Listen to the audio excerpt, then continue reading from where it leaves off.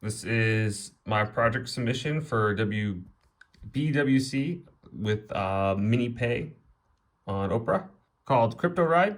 CryptoRide is a ride-sharing service, all Web3 based ride-sharing service. So the interaction between passenger and driver is done through blockchain and payment is done through cryptocurrency. As of now, it uses CUSD um, as our payment method. So the phone on our left is a real Android phone running our DApp within the MiniPay site tester.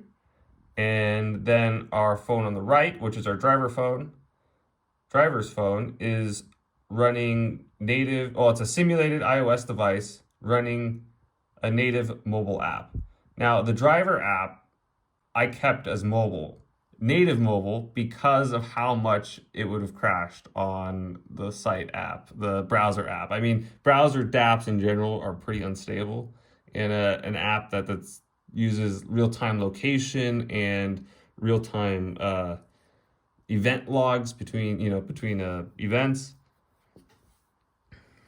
requires a very stable very stable platform. So that's why I kept it this way. Now, the idea for the passenger app is to keep it as simple, which would allow a user to just quickly request a ride, and that's it, right? It's like just get, open Oprah, select the, ride sharing, and then pay in cryptocurrency to get from point A to point B. That's the plan. So anyway, let's get started. So what we're gonna do is on the driver app, we'll press start. And that will start our location. We're broadcasting our location. Now it's just simulated, so we have a little simulated location here that moves around. And we'll zoom out, and we should see the car that is moving around. Okay. Now that's using Google's real-time database as for our location service. And then it uses the Fire database for locating drivers in that area. So we'll say connect. Now, the reason why I did Google for location is if I use blockchain-based location, it'd been very expensive, because every request you do, you would also have to pay a transaction fee for it. Then if you're doing it real time, you'd be doing it, every second or every few seconds, which would cost quite a bit. So let's submit a ride here. So we'll drop our pins, so our start and stop pins, and where we want to go, where we want to be picked up. Then we'll select our driver. Now we just have as you can see, Morgan Freeman's our driver. So on the passenger app, now I currently have it set to 0 because this is on the main net. We'll book our ride. Now this first request, or this first transaction here, is just to confirm the rideshare contract has access to our CUSD. And then this next one is the request itself to our rideshare contract. Okay, so then on our driver app, we can then view the new ride. We can accept it. Now it may look different between devices because this is Google's API, and this is Apple's API. So the route services will always be a little different. So now we're going to confirm pickup on our passenger app, and we'll sign this transaction.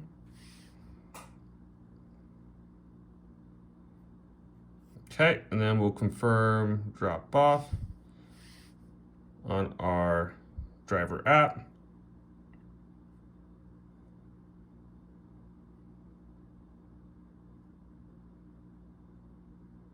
Okay, and then we'll set our rating for our driver on our passenger app, and we can confirm and sign this transaction.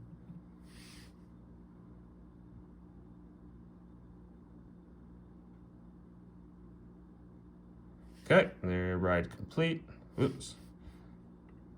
And that's how we do that. So that's the full walkthrough. Now it goes back and forth between passenger and driver, and that it prevents a malicious behavior. Now I believe that I do have documentation on the architecture on why it does that. or the reasoning for it. The other thing I'd show is cancellations. So let me just submit a new ride real quick. Start and stop that. So we'll do this. Okay, we'll do book. Sign our transaction. Well, I mean, that's our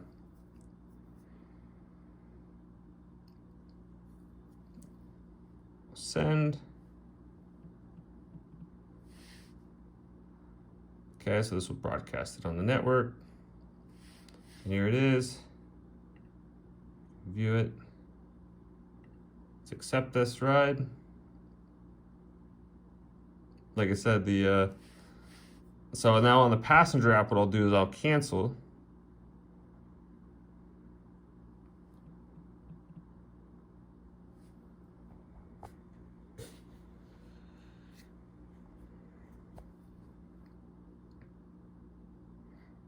Yep, so there we go. And then you see on the driver app, our ride was canceled.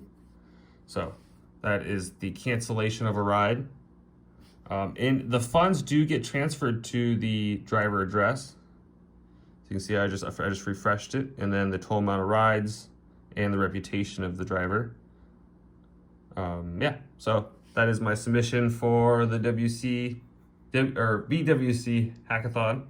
I had fun building this. This was hard because I primarily do iOS devices, so pulling out the old Android phone was quite interesting. And I don't develop on React, so or React.js was a trip. So yeah, thank you for watching.